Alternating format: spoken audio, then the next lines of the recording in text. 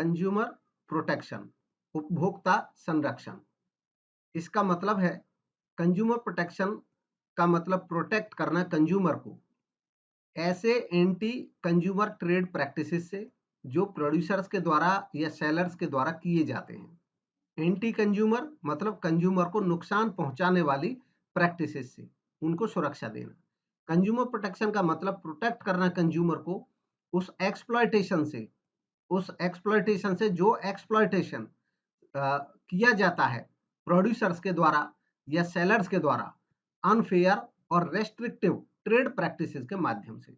मतलब कुछ सेलर ऐसे होते हैं जो अनुचित तरीका अपनाते हैं या रिस्ट्रिक्टिव तरीका अपनाते हैं जिससे कंज्यूमर को नुकसान पहुंचता है। अनफेयर ट्रेड प्रैक्टिस का मतलब क्या है? अनफेयर ट्रेड प्रैक्टिस का मतलब किसी भी अनफेयर मेथड या अनफेयर या डिसेप्टिव प्रैक्टिस से है जिससे कोई सेलर अपने ऐसा तरीका अपना करके मतलब कोई अनुचित तरीका अपना करके सामान की सेल बढ़ाने की कोशिश करता हो और इस तरह से कंज्यूमर को नुकसान पहुंचाता हो। अनुचित का मतलब यहाँ पे कोई भी धोखाधड़ी वाला तरीका है कि गलत जानकारी दे करके वस्तु के बारे में बढ़ा चढ़ा करके झूठ बोल करके, वो सब अनफेयर ट्रेड प्रैक्टिस है।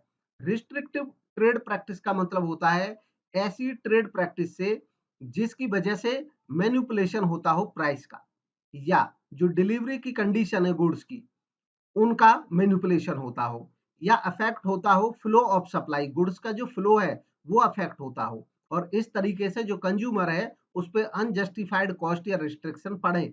यहाँ पे कैसे होता है ये इस तरीके से होता है कि जैसे जानबूझ करके किसी सामान की सप्लाई को कम कर देना, प्रभावित कर देना जिससे कंज्यूमर को परेशानी हो और वो अनुचित कीमत देने को तैयार हो जाए, या किसी एक सामान को इस तरीके से पेश करना कि अगर आप ये सामान खरीदोगे तो वो दूसरा सामान इसके साथ आपको लेना ही पड़ेगा, ऐसा कंपल्सन लगाना। तो ये रिस्ट्रिक्टिव ट्रेड प्रैक्टिस होती है, दोनों ही गलत होती हैं, दोनों ही कंज्यूमर को पीड़ा पहुंचाती हैं, उसका नुकसान करती हैं। Importance of consumer protection. अब जो कंज्यूमर प्रोटेक्शन है इसका महत्व क्या है? तो इसका महत्व दो तरीके से है। कंज्यूमर को प्रोटेक्ट करने की दो तरीके से जरूरत है। एक तो कंज्यूमर के पॉइंट ऑफ व्यू से, दूसरा बिजनेसमैन के पॉइंट ऑफ व्यू से। कंज्यूमर के पॉइंट ऑफ व्यू से कंज्यूमर को प्रोटेक्ट करना इसलिए जरूरी है ताकि हम एजुकेट कर सकें कंज्यूमर को उसके राइट्स के बारे में। दूसरा, उसको हम ऑर्गेनाइज कर सके कंज्यूमर को। तीसरा, हम प्रोटेक्ट कर सके कंज्यूमर को जो मेल प्रैक्टिसेस सेलर्स के द्वारा उनके अगेंस्ट की जाती हैं। अनुचित जो प्रैक्टिसेस सेलर्स के द्वारा कंज्यूमर्स के लिए की जाती हैं जिससे कंज्यूमर को नुकसान पहुंचता हो, चाहे प्राइस ज्यादा चार्ज करके, चाहे उनसे पुअर क्वालिटी की गुड्स बेच करके। अब है बिजनेसमैन के पॉइंट ऑफ व्यू से क्यों जरूरी है कंज्यूमर को प्रोटेक्ट कराना।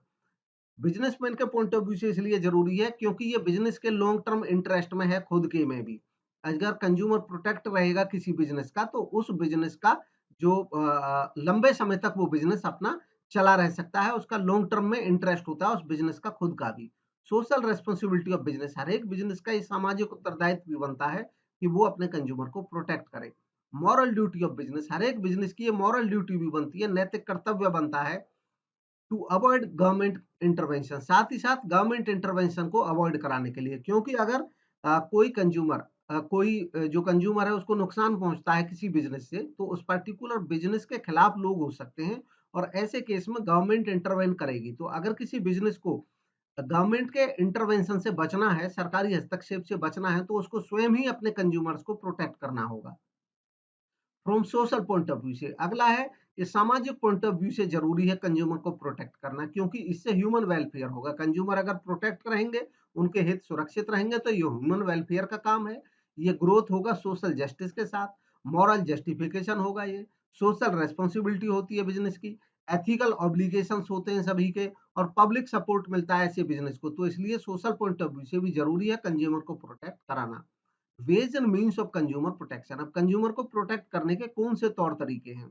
पहला है सेल्फ रेगुलेशन बाय बिजनेस, जो व्यवसाय है वो स्वयं ही अपना रेगुलेशन करे, नियमन करे, अच्छे नियम बनाए और कंज्यूमर को प्रोटेक्ट करने की कोशिश करे। इसके अलावा बिजनेस एसोसिएशन के द्वारा, बिजनेस एसोसिएशन क्या होते हैं? बहुत सारे बिजनेस ऑर्गेनाइजेशन मिल करके अपने कुछ ग्रुप्स बनाते हैं, समूह बनाते हैं। तो ये जो बिजनेस एसोसिएशन है ये भी अपने जो मेंबर्स होते हैं उनको अवेयर करते हैं कि आप कंज्यूमर को प्रोटेक्ट करिए। कंज्यूमर ऑर्गेनाइजेशन, इसके अलावा जो कंज्यूमर्स हैं उनकी भी कुछ ऑर्गेनाइजेशंस बनती हैं जो कि कंज्यूमर के इंटरेस्ट के लिए आवाज उठाती रहती हैं। कंज्यूमर अवेयरनेस, कंज्यूमर को अवेयर करके भी हम कंज्यूमर को प्रोटेक्ट कर सकते हैं। कंज्यूमर अगर अवेयर होगा, अपने राइट्स को समझेगा, ड्यूटीज को समझेगा, तो उसको आसानी से कोई नुकसान नहीं पहुंचाया जा सकता है। एनजीओ, इसके अलावा कुछ नॉन गवर्नमेंट ऑर्गेनाइजेशन है जो इस बारे में काम कर रहे हैं, वो भी कंज्यूमर को प्रोटेक्ट करने का, कंज्यूमर को अवेयर करने का काम करते रहते हैं। बाई गवर्नमेंट, सरकार के द्वारा, सरकार अवेयर कर सकती है एडवर्टीजमेंट के माध्यम से। इसके अलावा सरकार एक्ट बनाती है, रेगुलेशंस बनाती है जो बिजनेसेस को पालन करने होते हैं। नेक्स्ट है लीगल प्रोटेक्शन टू कंज्यूमर। अब सरकार जो प्रोटेक्शन देती है, तो सरकार लॉ बना करके भी प्रोटेक्शन देती है। इसके लिए सरकार ने डिफरेंट टाइप के एक्ट्स बनाए हुए हैं। ये कुछ एक्ट्स हैं, इसके अलावा भी अन्य बहुत सारे एक्ट्स हैं। इनमें जो सबसे महत्वपूर्ण एक्ट है वो तो कंज्यूमर प्रोटेक्शन एक्ट ही है। इसके अलावा अन्य भी एक्ट हैं, जैसे कि sales of goods act, agriculture produce grading and marketing act, prevention of food adulteration act, essential commodities act, standards of weight and measures act, contract act, bureau of Indian standards act, consumer protection act. ये consumer protection act पुराना है, इसकी जगह 2019 नया consumer protection act बन चुका है, तो इसको अपडेट रखें। द ट्रेडमार्क्स एक्ट 1999 और कॉम्पिटिशन एक्ट 2002। अब कंज्यूमर को प्रोटेक्ट करने के लिए जो सबसे महत्वपूर्ण और प्रभावी इफेक्टिव एक्ट है, that is consumer protection act. हम कंज्यूमर प्रोटेक्शन एक्ट जो 1986 है उसके भी बारे में थोड़ा बहुत पढ़ेंगे, और उसके बाद 2019 जो न्यू एक्ट है उसके बारे में भी पढ़ेंगे। सबसे पहले जानते हैं पुराने एक्ट के बारे में। तो कंज्यूमर प्रोटेक्शन एक्ट 1986, इसको प्रेसिडेंट की जो स्वीकृति मिली थी वो 24 दिसंबर 1986 को मिली थी। इसके चैप्टर 1, 2 और चैप्टर 4 ये प्रभाव में आ गए थे 15 अप्रैल 1987 से, 15 अप्रैल 1987 से। और इसका जो चैप्टर 3 था वो प्रभाव में आया था 1 जुलाई 1987 से। तो कभी कभी ये एक्ट कब बना है इसके बारे में अलग अलग डेट्स होती हैं, तो इन डेट्स को सबको ध्यान रखें। 24 दिसंबर को इसको राष्ट्रपति की स्वीकृति मिली। 15 अप्रैल 1987 को इसके पहले जो 3 चैप्टर्स थे, मतलब फर्स्ट, सेकंड और फोर्थ चैप्टर, ये जो 3 चैप्टर थे ये 15 अप्रैल से प्रभावी हो गए थे, और 1 जुलाई से इसका जो चैप्टर 3 था वो भी प्रभावी हो गया था। तो पूरी तरह से एक्ट प्रभावी हो गया था 1 जुलाई 1987 से। मेन ऑब्जेक्टिव जो एक्ट के हैं वो है प्रोवाइड कराना प्रोटेक्शन कंज्यूमर को, और साथ ही साथ इफेक्टिव सेफ गार्ड रखना डिफरेंट टाइप ऑफ एक्सप्लोइटेशन के लिए, उससे बचाव के लिए। कंज्यूमर प्रोटेक्शन एक्ट 1986 जो था वो रिप्लेस कर दिया गया कंज्यूमर प्रोटेक्शन एक्ट 2019 के द्वारा, यानी कि कंज्यूमर प्रोटेक्शन एक्ट 2019 नया एक्ट बन गया, और ये प्रभाव में आया 20 जुलाई 2020 से। अब पढ़ते हैं नए एक्ट के बारे में। कंज्यूमर प्रोटेक्शन एक्ट 2019, इस एक्ट को प्रेसिडेंट की जो स्वीकृति मिली वो 9 अगस्त 2019 को मिली, और प्रभाव में ये एक्ट आया 20 जुलाई 2020 से। इस एक्ट का जो मकसद है वो भी है प्रोवाइड कराना प्रोटेक्शन, कंज्यूमर के इंटरेस्ट को, हितों को सुरक्षित रखना। ये एक्ट अप्लाई होगा सभी टाइप की गुड्स और सर्विसेज पे। अब बारी आती है कि इस कंज्यूमर प्रोटेक्शन एक्ट के तहत कंप्लेनेंट कौन हो सकता है, मतलब कौन शिकायत कर सकता है। तो इसमें जो शिकायत कर सकते हैं उनकी एक लिस्ट दी गई है। सबसे पहले एक कंज्यूमर स्वयं शिकायत कर सकता है जिसके साथ कोई धोखाधड़ी हुई हो। इसके अलावा कोई वॉलेंट्री कंज्यूमर एसोसिएशन जो रजिस्टर्ड हो किसी लॉ के तहत, वो शिकायत कर सकती है। इसके अलावा सेंट्रल गवर्नमेंट या स्टेट गवर्नमेंट कोई भी, वो भी शिकायत कर सकती है। इसके अलावा सेंट्रल अथॉरिटी, जो नया एक्ट है उसमें सेंट्रल अथॉरिटी का। इसके अलावा वन और मोर कंज्यूमर्स, एक या एक से ज्यादा कंज्यूमर्स, जहां पे न्यूमरस कंज्यूमर्स का सेम इंटरेस्ट हो, तो वहां पे कंज्यूमर्स मिल करके भी शिकायत कर सकते हैं। इसके अलावा in case of death of consumer, अगर कंज्यूमर की डेथ हो गई है तो उसके जो कानूनी उत्तराधिकारी होंगे, लीगल हायर या लीगल रिप्रेजेंटेटिव होंगे, वो केस दायर कर सकते हैं, कंप्लेन कर सकते हैं। इसके अलावा अगर कंज्यूमर एक माइनर है तो उसके पेरेंट या उसके जो भी लीगल गार्जियन होंगे वो शिकायत कर सकते हैं। अब बारी आती है a complain can be filed against whom, complaint की किसके अगेंस्ट जाएगी। तो यहाँ पे कंप्लेंट की जा सकती है उस बिजनेसमैन के अगेंस्ट जो अनफेयर या रिस्ट्रिक्टिव ट्रेड प्रैक्टिसेस में इन्वॉल्व है, जो ऐसी प्रैक्टिसेस कर रहा है उसके खिलाफ शिकायत की जा सकती है। Who can be a consumer. अब बात आती है कंज्यूमर कौन हो सकता है। तो एक्ट के तहत कंज्यूमर कौन हो सकता है उसको डिफाइन किया गया है। कंज्यूमर इस एक्ट के तहत उस व्यक्ति को माना जा सकता है जो कोई गुण खरीदता है, कंसिडरेशन मतलब पैसा दे करके जो सामान खरीदता है, या ऐसे गुड्स को यूज करता है जिसके बारे में ऊपर बात हुई है, मतलब जिस पर्सन ने सामान को खरीदा है उस पर्सन की अप्रूवल से जो व्यक्ति उसको यूज कर रहा है उसका यूजर है, लेकिन खरीदने वाले पर्सन की सहमति से, तो वो यूजर जो है वो भी कंज्यूमर माना जाएगा। तीसरा, एक पर्सन जो कंसिडरेशन यानी कि पैसा दे करके किसी सर्विस को हायर करता है या अवेल करता है, सर्विसेज प्राप्त करता है, या उन सर्विसेज का कोई यूजर, जो यूजर इस सर्विस के खरीदने वाले पर्सन की अप्रूवल से उस सर्विस को यूज करता है, ये कंज्यूमर हो सकते हैं। Who can be a consumer, who can not be a consumer. अब बारी आती है कि कंज्यूमर कौन नहीं हो सकता है इस एक्ट के तहत। तो इस एक्ट के तहत एक ऐसा पर्सन जो गुड्स को प्राप्त करता है रीसेल के लिए, यानी कि जिसको सामान अपने यूज नहीं करना, रीसेल करना है, वो कंज्यूमर नहीं हो सकता है। इसके अलावा ऐसा पर्सन जो सामान खरीदता है लेकिन कमर्शियल पर्पज के लिए खरीदता है, किसी गुड्स को या सर्विस को यूज करता है कमर्शियल पर्पज के लिए, तो वो भी कंज्यूमर नहीं हो सकता है। अब बारी यहाँ पे आती है कि इस क्लॉज के तहत जो कमर्शियल पर्पज है इसका मतलब क्या है। तो इस क्लॉज में जो कमर्शियल पर्पज की बात है वो किस चीज को माना जाएगा और किस चीज को नहीं माना जाएगा। यहाँ पे कमर्शियल पर्पज के मामले में कहा गया है कि अगर कोई व्यक्ति बिजनेस यूज में करता है तब तो वो कमर्शियल पर्पज माना जाएगा, लेकिन अगर कोई person does not include use, मतलब इस कमर्शियल पर्पज में शामिल नहीं होगा ऐसा पर्सन, उसको शामिल नहीं किया जाएगा जो पर्सन गुड्स खरीदता है और यूज करता है exclusively for the purpose of earning his livelihood, अपनी आजीविका चलाने के लिए उस वस्तु का इस्तेमाल करता है, तो ऐसे केस में उस पर्सन को कमर्शियल पर्पज का यूजर नहीं माना जाएगा और इसलिए उसको कंज्यूमर माना जा सकता है by means of self employment. इसका एक एग्जांपल है कि जैसे कोई व्यक्ति बहुत सारे टेम्पो या ट्रक खरीदता है 150 और अपनी ट्रांसपोर्ट कंपनी बनाता है और उनके लिए ड्राइवर अपॉइंट करता है, तो वो तो कमर्शियल पर्पज के लिए माने जाएंगे ऐसे वाहन। लेकिन अगर कोई पर्सन एक टेम्पो खरीदता है, ऑटो खरीदता है और वो उससे अपना गुजारा करता है, यानी कि चाहे वो सवारी ढोता है या माल ढोता है, लेकिन उसका कोई अलग से बड़े लेवल पे उसका कोई बिजनेस नहीं है, वो स्वयं उससे अपना गुजारा कर रहा है, सेल्फ एम्प्लॉयमेंट कर रहा है, मतलब स्वरोजगार कर रहा है, तो ऐसे केस में उसको कमर्शियल पर्पज नहीं माना जाएगा और उसको कंज्यूमर माना जा सकता है। नेक्स्ट है बाइज एनी गुड्स, कोई गुड्स खरीदता है या हायर करता है या अवेल करता है कोई भी सर्विस जो जिसमें शामिल है, चाहे वो ऑफलाइन खरीदे या ऑनलाइन खरीदे, ट्रांजेक्शन्स को, गुड्स का खरीदना या सर्विसेज का हायर करना, वो चाहे ऑफलाइन हो या ऑनलाइन हो, उसको गुड्स का खरीदना या सर्विसेज का हायर करना ही कहलाया जाएगा, चाहे ऑफलाइन है चाहे ऑनलाइन ट्रांजैक्शन है इलेक्ट्रॉनिक मीन से, चाहे टेली शॉपिंग के माध्यम से है, चाहे डायरेक्ट सेलिंग के माध्यम से है, चाहे मल्टी लेवल मार्केटिंग के माध्यम से है, कैसे भी खरीदी हो उसको खरीदा हुआ ही माना जाएगा। नेक्स्ट है कंज्यूमर राइट। कंज्यूमर राइट्स क्या है? तो कंज्यूमर प्रोटेक्शन एक्ट 2019 के तहत एक कंज्यूमर को 6 राइट्स दिए गए हैं। पुराने एक्ट में भी यही 6 राइट थे, नए एक्ट में भी यही है। पहला राइट है राइट टू बी प्रोटेक्टेड, यानी कि राइट टू प्रोटेक्शन। और राइट टू प्रोटेक्शन अगेंस्ट किस किस चीज से प्रोटेक्शन का राइट है? Against the marketing of goods products और services which are hazardous to life and property, जो लाइफ और प्रॉपर्टी को नुकसान पहुंचाने वाले गुड्स प्रोडक्ट या सर्विस हैं उनसे सुरक्षित रहने का अधिकार है कंज्यूमर को।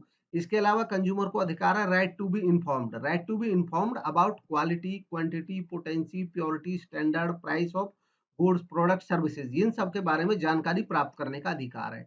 इसके अलावा right to be assure access to variety of goods product services and competitive prices, मतलब कंज्यूमर को राइट टू बी अश्योर, यहाँ इसको राइट टू चूज भी कहते हैं, उसको राइट है कि उसको एक्सेस मिलेगी, उसको पहुंच मिलेगी, उसको चुनने का अधिकार है, गुड्स की वैरायटी, उसको डिफरेंट टाइप की वैरायटीज तक पहुंचने का अधिकार है, प्रोडक्ट तक, सर्विसेज का, कॉम्पिटिटिव प्राइसेस तक। राइट टू बी हर्ड, उसको सुना जाने का अधिकार है, अगर उसको कोई प्रॉब्लम होती है तो उसकी प्रॉब्लम को सुना जाएगा, इस बात का भी उसको राइट है, उसको अधिकार है।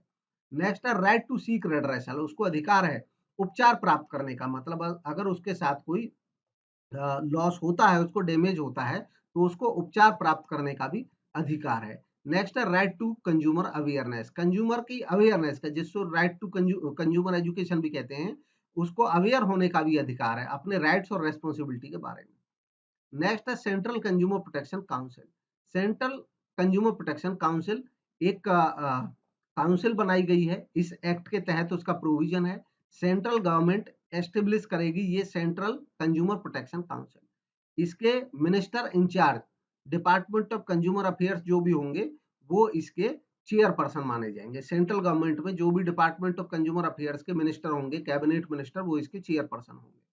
सेंट्रल काउंसिल अपनी मीटिंग करेगी जब वो नेसेसरी समझे, आवश्यक समझे, but at least one meeting of council shall be held every year, लेकिन हर साल कम से कम एक मीटिंग जरूर होगी। Objects of the central council, इस सेंट्रल काउंसिल का जो उद्देश्य होगा वो होगा to render advice on promotion या protection of consumer right under this act. इस एक्ट के तहत कंज्यूमर को प्रोटेक्ट करने के लिए उसको एडवाइस देना, परामर्श देना इसका काम होगा। स्टेट कंज्यूमर प्रोटेक्शन काउंसिल, इसी तरीके से हर एक स्टेट में स्टेट गवर्नमेंट एस्टेब्लिश करेगी स्टेट कंज्यूमर प्रोटेक्शन काउंसिल। इसके मिनिस्टर इंचार्ज कंज्यूमर अफेयर्स के स्टेट गवर्नमेंट के जो भी होंगे वो इसके चेयरपर्सन होंगे। स्टेट काउंसिल अपनी मीटिंग रखेगी जब वो आवश्यक समझे, लेकिन 2 से कम मीटिंग नहीं होनी चाहिए हर साल, मतलब हर साल कम से कम 2 मीटिंग जरूर होंगी। इसका भी जो ऑब्जेक्ट होगा, उद्देश्य होगा, वो स्टेट लेवल पे वही होगा जो नेशनल काउंसिल का नेशनल लेवल पे होगा। स्टेट काउंसिल जो होगी वो रेंडर करेगी एडवाइस, परामर्श देगी promotion and protection of consumer rights के लिए। डिस्ट्रिक्ट कंज्यूमर प्रोटेक्शन काउंसिल, उसी हिसाब से डिस्ट्रिक्ट लेवल पे स्टेट गवर्नमेंट एस्टेब्लिश करेगी हर एक डिस्ट्रिक्ट में डिस्ट्रिक्ट कंज्यूमर प्रोटेक्शन काउंसिल। जो डिस्ट्रिक्ट के कलेक्टर होंगे, चाहे वो डिप्टी कमिश्नर नाम हो कहीं पे, चाहे वो डिस्ट्रिक्ट कलेक्टर नाम हो, वो चेयरपर्सन, डिस्ट्रिक्ट मजिस्ट्रेट नाम हो, वो चेयरपर्सन होंगे। डिस्ट्रिक्ट काउंसिल मीटिंग अपनी मीटिंग रखेगी जब वो नेसेसरी समझे, लेकिन यहाँ पे भी कम से कम 2 मीटिंग होना जरूरी होंगी हर साल। इसका भी जो ऑब्जेक्ट होगा वो डिस्ट्रिक्ट काउंसिल का डिस्ट्रिक्ट लेवल पे एडवाइस करना प्रमोशन और प्रोटेक्शन ऑफ कंज्यूमर्स के लिए। सेंट्रल कंज्यूमर प्रोटेक्शन अथॉरिटी, अब आती है CCPA, central consumer protection authority. Central government establish करेगी सेंट्रल कंज्यूमर प्रोटेक्शन अथॉरिटी, जो कि एक रेगुलेटरी बॉडी होगी, यानी कि जिसका काम होगा नियम बनाना। सेंट्रल अथॉरिटी प्रमोट करेगी, प्रोटेक्ट करेगी और एनफोर्स करेगी कंज्यूमर के राइट्स को। सीसीपीए यानी कि सेंट्रल कंज्यूमर प्रोटेक्शन अथॉरिटी, वो इशू करेगी सेफ्टी नोटिस, ऑर्डर पास करेगी गुड्स के रिकॉल के लिए, ये प्रिवेंट करेगी अनफेयर ट्रेड प्रैक्टिसेस पर लगाम लगाने का काम करेगी, रीइंबर्स कराएगी परचेज प्राइस जो पे हो चुका है, इंपोज करेगी पेनल्टीज फॉल्स और मिसलीडिंग एडवर्टीजमेंट्स के केस में। सेंट्रल अथॉरिटी में होगा एक चीफ कमिश्नर और इसके अलावा उसके जो मेंबर्स होंगे कमिश्नर के नाम से, यानी कि एक चीफ कमिश्नर होगा, बाकी जो सदस्य होंगे वो कमिश्नर के नाम से होंगे और उनको अपॉइंट किया जाएगा सेंट्रल गवर्नमेंट के द्वारा। इसके अलावा इस एक्ट के तहत जो पावर्स दी गई हैं वो उनके द्वारा यूज करी जाएगी। District consumer dispute redressal commission, अब जो पुराना 3 टियर सिस्टम था वो 3 टियर सिस्टम अभी भी है, तो उनमें डिस्ट्रिक्ट लेवल पे district consumer dispute redressal commission, अब इसको डिस्ट्रिक्ट कमीशन के नाम से भी जाना जाएगा। हर एक डिस्ट्रिक्ट में ये कम से कम एक डिस्ट्रिक्ट कमीशन होगा। स्टेट गवर्नमेंट एस्टेब्लिश करेगी हर एक डिस्ट्रिक्ट में एक डिस्ट्रिक्ट कमीशन, जहां पे आवश्यक समझा जाएगा एक से ज्यादा भी वो कर सकती है। हर एक डिस्ट्रिक्ट कमीशन में एक प्रेसिडेंट होगा और 2 से कम मेंबर नहीं होंगे, 2 से ज्यादा हो सकते हैं बट 2 से कम नहीं होंगे। डिस्ट्रिक्ट कमीशन का ज्यूरिस्डिक्शन होगा, यानी कि जो इसका क्षेत्र होगा, जिस कंप्लेंट को ये सुनेंगे, तो वहां पे इसका 50 लाख से ज्यादा नहीं होना चाहिए, मतलब 50 लाख तक की जो कंप्लेन होंगे, इतने वैल्यू तक की, वो डिस्ट्रिक्ट कमीशन के द्वारा सुनी जाएंगी। ये नंबर पहले 1 करोड़ था, बाद में चेंज हो गया। जो नेशनल कमीशन के रिगार्डिंग रूल्स आए इसमें, कंज्यूमर प्रोटेक्शन रूल्स 2021 के नाम से, उसमें 50 लाख लिमिट कर दी गई डिस्ट्रिक्ट कमीशन की, जहां पे पार्टीज एग्री करेंगी कि वो अपना सेटलमेंट मीडिएशन के माध्यम से कर सकते हैं और इस बारे में वो रिटर्न कंसेंट देंगी, सहमति देंगी। तो जो डिस्ट्रिक्ट कमीशन होगा वो ऐसी सहमति मिलने के 5 दिन के अंदर अंदर मैटर को मीडिएशन काउंसिल को दे देगा। डिस्ट्रिक्ट कमीशन के पास पावर होगी रिव्यू करने के लिए उस ऑर्डर को जो ऑर्डर डिस्ट्रिक्ट कमीशन ने पास किया है। इसके अलावा कोई भी पर्सन जो उस ऑर्डर से एग्री ना करता हो डिस्ट्रिक्ट कमीशन के ऑर्डर से, वो अपील कर सकता है स्टेट कमीशन के पास 45 डेज के अंदर, 45 दिन के अंदर अंदर। State consumer dispute redressal commission, यानी कि स्टेट कमीशन के नाम से इसको जाना जाएगा, स्टेट लेवल पे काम करेगा। हर एक स्टेट अपने यहाँ पे स्टेट कमीशन बनाएगा और उसमें एक प्रेसिडेंट होगा और कम से कम 4 सदस्य होंगे। 4 से ज्यादा हो सकते हैं लेकिन कम से कम 4 होंगे। स्टेट कमीशन का ज्यूरिस्डिक्शन जो होगा वो होगा 50 लाख से ऊपर की गुड्स के मामले में, 50 लाख से ऊपर की जो कंप्लेन होंगी उनके मामले में, और 2 करोड़ तक, यानी कि 2 करोड़ से ऊपर नहीं होना चाहिए। इसके अलावा कंप्लेन अगेंस्ट अनफेयर कॉन्ट्रैक्ट, जहां पे वैल्यू ऑफ गुड्स या सर्विसेज 2 करोड़ रुपीस से ज्यादा ना हो। यहाँ पे इसके अलावा डिस्ट्रिक्ट कमीशन के अगेंस्ट कोई अपील होगी उसकी भी सुनवाई स्टेट कमीशन में हो सकती है। स्टेट कमीशन के पास भी पावर होगी रिव्यू करने की अपने ऑर्डर को जो उसने पास किया है, अपने स्वयं के संज्ञान में लेने पर या किसी शिकायत के आने पर। एक पर्सन जो अग्रीव है स्टेट कमीशन के ऑर्डर से, मतलब स्टेट कमीशन के ऑर्डर से अगर कोई पर्सन खुश नहीं है तो वो अपील कर सकता है इस ऑर्डर के खिलाफ नेशनल कमीशन में 30 डेज के अंदर। National consumer dispute redressal commission, जिसको नेशनल कमीशन के नाम से जाना जा सकता है, सेंट्रल गवर्नमेंट एस्टेब्लिश करेगी national consumer dispute redressal commission. National commission में कंसिस्ट होगा प्रेसिडेंट, और एक प्रेसिडेंट होगा, not less than 4 and not more than such number of members as may be prescribe, यानी कि नेशनल कमीशन में कंसिस्ट होंगे प्रेसिडेंट और कम से कम 4 सदस्य। नेशनल कमीशन का ज्यूरिस्डिक्शन होगा कंप्लेंट्स के मामले में जहां पे गुड्स का या सर्विसेज का जो वैल्यू है वो 2 करोड़ से ज्यादा होगा, 2 करोड़ से ऊपर वाला। इसके अलावा कंप्लेन अगेंस्ट अनफेयर कॉन्ट्रैक्ट, जहां पे 2 करोड़ से ऊपर की शिकायतें होंगी। इसके अलावा अपील जो भी स्टेट कमीशन के अगेंस्ट होंगी। इसके अलावा अपील जो सेंट्रल अथॉरिटी के ऑर्डर के अगेंस्ट होंगी, उनकी भी सुनवाई यहाँ पे होगी। नेशनल कमीशन के पास भी पावर होगी रिव्यू करने की किसी भी ऑर्डर को जो उसने दिया है। कोई भी पर्सन जो नेशनल कमीशन के ऑर्डर से दुखी है वो अपील कर सकता है ऐसे ऑर्डर के खिलाफ सुप्रीम कोर्ट के पास 30 डेज के अंदर, 30 दिन के अंदर। कंज्यूमर मीडिएशन सेल की व्यवस्था है नए एक्ट के तहत। स्टेट गवर्नमेंट एस्टेब्लिश करेगी नोटिफिकेशन के माध्यम से कंज्यूमर मीडिएशन सेल, हर एक डिस्ट्रिक्ट कमीशन और स्टेट कमीशन से अटैच करके। सेंट्रल गवर्नमेंट ऐसे ही एस्टेब्लिश करेगी नोटिफिकेशन के माध्यम से कंज्यूमर मीडिएशन सेल जो नेशनल कमीशन से अटैच होगी और रीजनल बेंचेस से। Product liability action, product liability action क्या है कि अगर कोई प्रोडक्ट से नुकसान पहुंचता है किसी कंज्यूमर को तो उसकी लायबिलिटी तय की जाएगी, उसके जो सेलर है उसके अगेंस्ट उसकी जिम्मेदारी बनेगी। जब किसी डिफेक्टिव प्रोडक्ट से कंज्यूमर को कोई नुकसान पहुंचेगा तो वो प्रोडक्ट लायबिलिटी एक्शन का यूज कर सकता है और हर्जाना मांग सकता है जितना उसे नुकसान हुआ है उसका। प्रोडक्ट लायबिलिटी एक्शन नहीं लाया जा सकेगा ऐसे केस में यूज में, मतलब ऐसे केस में प्रोडक्ट लायबिलिटी एक्शन यूज में नहीं लाया जाएगा अगर गुड्स का मिसयूज हुआ हो, ऑल्टर हुआ हो, चेंज हुआ हो या उनमें कोई मॉडिफिकेशन हुआ हो। रेस्पॉन्सिबिलिटीज ऑफ कंज्यूमर्स, कंज्यूमर्स की रिस्पॉन्सिबिलिटी क्या होंगी? Two by only standard goods, consumer की रिस्पॉन्सिबिलिटी भी होंगी कि वो केवल स्टैंडर्ड गुड्स खरीदें, क्वालिटी पे कंप्रोमाइज ना करें, रिसीप्ट लेना ना भूलें, गारंटी वारंटी कार्ड प्राप्त करें, रिस्क अगर कोई प्रोडक्ट से या सर्विस से जुड़ी हुई है तो उसके बारे में जानकारी प्राप्त करें, लेबल को केयरफुल्ली पढ़ें, अपनी डीलिंग में ऑनेस्ट रहें, केवल लीगल गुड्स को खरीदें, अपने राइट्स के प्रति अवेयर रहें और अपने राइट्स के एक्सरसाइज भी करें, उनका उपयोग भी करें। कंप्लेन फाइल करें जेन्युइन ग्रीवेंस के केस में, अगर वास्तव में उनको कोई ग्रीवेंस है तो उसके रेडरेसल के लिए कंप्लेन करें और कंज्यूमर सोसाइटीज फॉर्म करें। नेक्स्ट है रीमेडीज अवेलेबल। अब क्या क्या रीमेडी अवेलेबल है कंज्यूमर को?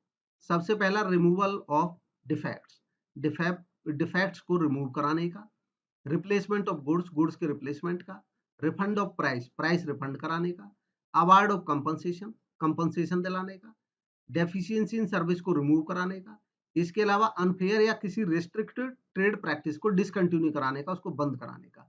ये रेमेडीज एक्ट के तहत अवेलेबल हैं जो कंज्यूमर कोर्ट्स के माध्यम से मिल सकती हैं। Scope of consumer protection act, अब कंज्यूमर प्रोटेक्शन एक्ट का जो स्कोप है वो क्या है, यानी कि कहां कहां पे ये एप्लीकेबल होगा। तो ये एप्लीकेबल होगा हर टाइप के अंडरटेकिंग में, चाहे कोई बिग है या स्मॉल है, प्राइवेट या पब्लिक सेक्टर या कोऑपरेटिव सेक्टर, सभी में अप्लाई होगा, मैन्युफैक्चरर या ट्रेडर सब पे अप्लाई होगा, और गुड्स या सर्विसेज सब पे अप्लाई होगा। कंज्यूमर अवेयरनेस, कंज्यूमर अवेयरनेस का मतलब है कंज्यूमर का अवेयर होना अपने राइट्स के प्रति और अपनी रेस्पॉन्सिबिलिटीज के प्रति। कंज्यूमर ऑर्गेनाइजेशंस और एनजीओज का क्या रोल है कंज्यूमर अवेयरनेस में? इनका काम है कंज्यूमर को अवेयर कराना, इसके अलावा डेटा कलेक्ट करना डिफरेंट प्रोडक्ट के बारे में और उनका परीक्षण करना, कंज्यूमर के बिहाफ पे केस फाइल करना, हेल्प करना एजुकेशनल इंस्टीट्यूशंस को, प्रमोट करना कंज्यूमर एसोसिएशन का नेटवर्क, और गवर्नमेंट को सपोर्ट एक्सटेंड करना, सरकार को भी सपोर्ट करने का काम करते हैं एनजीओ। एनजीओ क्या होते हैं? एनजीओ का मतलब नॉन गवर्नमेंट ऑर्गेनाइजेशन, ऐसे ऑर्गेनाइजेशन जो सरकारी नहीं है, गैर सरकारी है, और इनका जो उद्देश्य है वो है प्रमोट करना welfare of the people with non profit concept, यानी कि इनका कोई प्रॉफिट कमाना का मकसद नहीं होता है, गैर लाभकारी उद्देश्य से काम करते हैं। They are taking a various aspect of consumer exploitation, वो बहुत टाइप के कंज्यूमर एक्सप्लॉयटेशन के खिलाफ आवाज उठाते हैं। मेन एनजीओज जो कंज्यूमर्स के लिए काम करते हैं उनमें common cause new Delhi, Mumbai ग्राहक पंचायत का नाम आता है। क्वालिटी मार्क्स, अब बारी आती है क्वालिटी मार्क्स क्या है।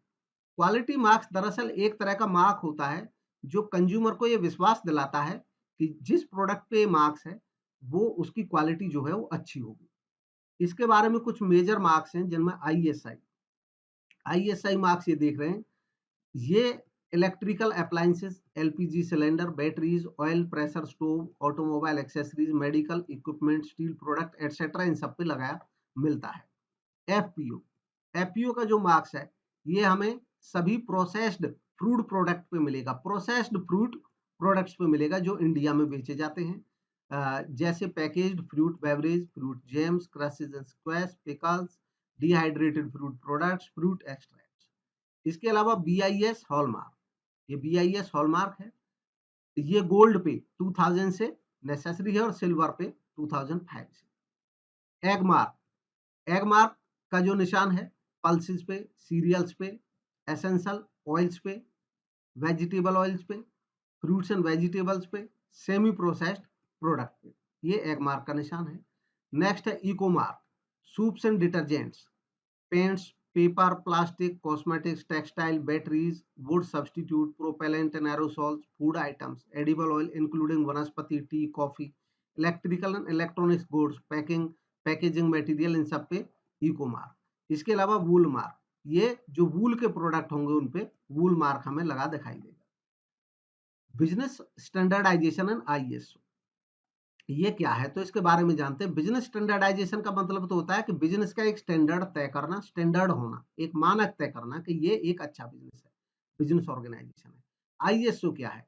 आईएसओ एक इंटरनेशनल स्टैंडर्ड सेटिंग बॉडी है जो कि इंडिपेंडेंट है, नॉन गवर्नमेंटल और इंटरनेशनल लेवल का ऑर्गेनाइजेशन है। 164 नेशनल स्टैंडर्ड बॉडीज इसके सदस्य हैं। इसको बनाया इंस्टीट्यूट किया गया था, मतलब इसकी स्थापना की गई थी 23 फरवरी 1947 को।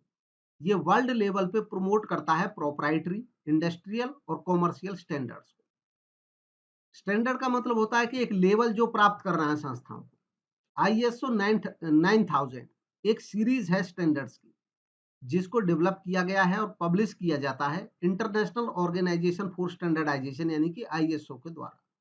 आईएसओ 9000 को डिफाइन किया जा सकता है एक सेट ऑफ इंटरनेशनल स्टैंडर्ड्स के तौर पे जो कि क्वालिटी मैनेजमेंट से रिलेटेड है और क्वालिटी एश्योरेंस से रिलेटेड है।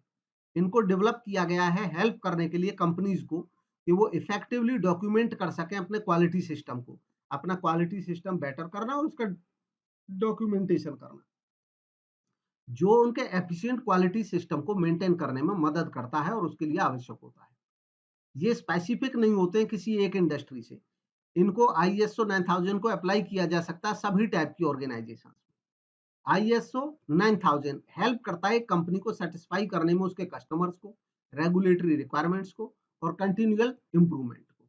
मतलब ये एक ऐसा मानक होता है जिसमें संस्था खुद ये देखती है कि हमें कितने इंप्रूवमेंट की और जरूरत है और हम कहाँ खड़े हैं इंप्रूवमेंट के लेवल पे। इंडियन स्टैंडर्ड इंस्टीट्यूशन, इंडिया के लेवल पे इंडियन स्टैंडर्ड इंस्टीट्यूशन 6 जनवरी 1947 को इसकी स्थापना हुई।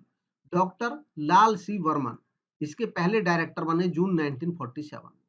अपने शुरुआती वर्षों में इस ऑर्गेनाइजेशन का जो कंसंट्रेशन था मेनली वो स्टैंडर्डाइजेशन एक्टिविटी पे था। To provide advantage of standardisation, standardisation का एडवांटेज प्रोवाइड कराने के लिए कॉमन कंज्यूमर्स को इंडियन स्टैंडर्ड इंस्टीट्यूशन ने स्टार्ट किया ऑपरेट करना सर्टिफिकेशन मार्क स्कीम को।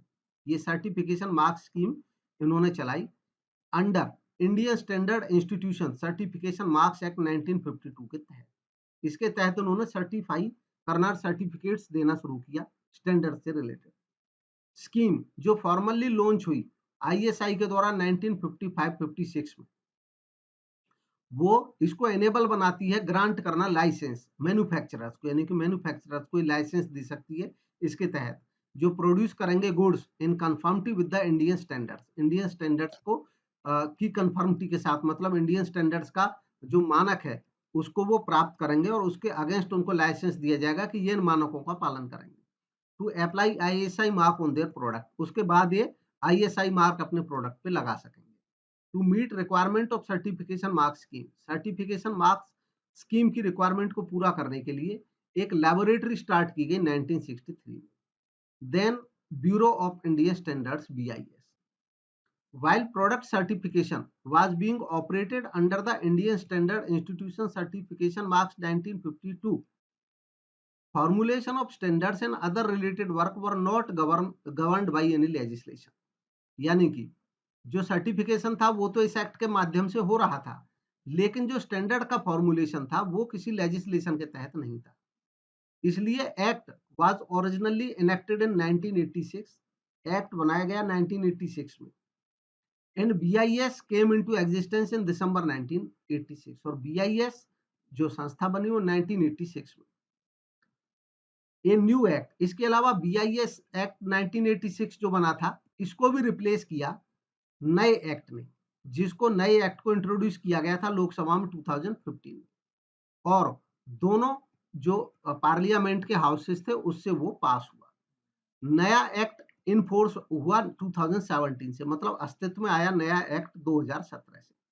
Bureau is a body corporate, यानी कि जो ब्यूरो है BIS ये एक बॉडी कॉर्पोरेट है जिसके 25 मेंबर्स हैं जो सेंट्रल या state governments, member of parliament, industry, scientific research institutions, इन सब से आते हैं। BIS प्रोवाइड करता है बेनिफिट्स नेशनल इकोनॉमी को सेफ और रिलायबल क्वालिटी गुड्स प्रोवाइड करा के, हेल्थ हैजार्ड को मिनिमाइज करा करके कंज्यूमर्स को कम से कम नुकसान पहुंचे, प्रमोट करता है एक्सपोर्ट्स को और इंपोर्ट सब्स्टिट्यूट कराता है, कंट्रोल करता है over proliferation of varieties, standardise तय करके, सर्टिफिकेशन और टेस्टिंग तय करके। BIS इन्वॉल्व है इस टाइप की एक्टिविटीज में। BIS किस टाइप की एक्टिविटीज को करता है? फॉरेन मैन्युफैक्चरर्स के लिए सर्टिफिकेशन स्कीम लाता है, जो फॉरेन मैन्युफैक्चरर्स हमारे यहाँ सामान बनाते हैं उनको सर्टिफिकेशन देता है। हॉल मार्किंग स्कीम चलाता है, लेबोरेटरी रिकॉग्निशन स्कीम करता है, यानी कि जो लेबोरेटरीज है उनको रिकॉग्नाइज करता है, sale of Indian standards, consumer affair activities, promotional activities, training services और national and international level information services.